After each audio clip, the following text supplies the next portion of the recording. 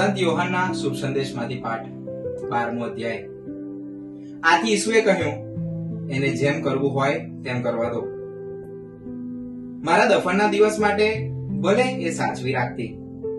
ગરીબો તો તમારી સાથે હંમેશા રહેવાના જ, પણ હું કાંઈ હંમેશા રહેવાનો નથી। આ પ્રભુની વાણી છે, તે આપણો આધાર છે। જય ઈસુ વાલા ધર્મજનો, પવિત્ર અઠવાડિયામાં આપણે પ્રવેશ કરી ચૂક્યા છે।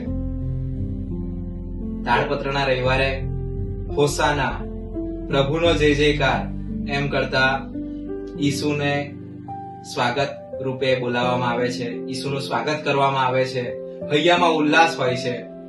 અને થોડા દિવસો પછી એ જ ઈસુને ક્રુસે ચડાવો, એને મારી નાખો, આ ઉપનામથી અને આ દોષથી ક્રુસે જડી દેવામાં આવે છે।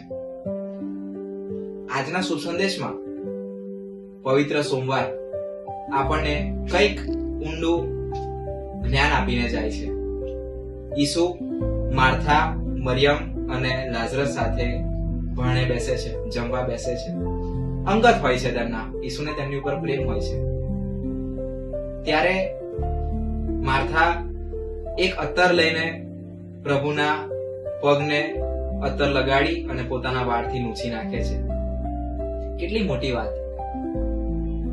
પહેલામાં પહેલી વસ્તુ, માર્થા સમય સંજોગ જોતી નથી, પ્રભુનો મહિમા કરવા માટે તેના ચરણે પડે છે, તેમના ચરણે પડે છે અને મોંઘામાં મોંઘા અત્તરથી એમના પગને લૂછે છે। પહેલો સંદેશ, વર્શિપ બોલ્ડલી, પૂરી તાકાતથી, પૂરી નિષ્ઠાથી પ્રભુની સ્તુતિ કરીએ।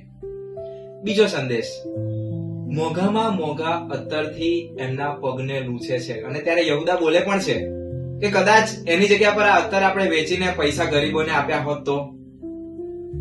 ઘણી વખત આપણા જીવનમાં પણ એવું આવતું હોય છે ને, આપણને એવી પરીક્ષા થાય છે કે વધ્યો ઘટ્યો સમય કદાચ આપણે દેવળ માટે આપી શકતા હોય, વધી ઘટી વસ્તુ જે આપણી માટે રહી છે તે કદાચ પ્રભુ માટે આપતા હોય।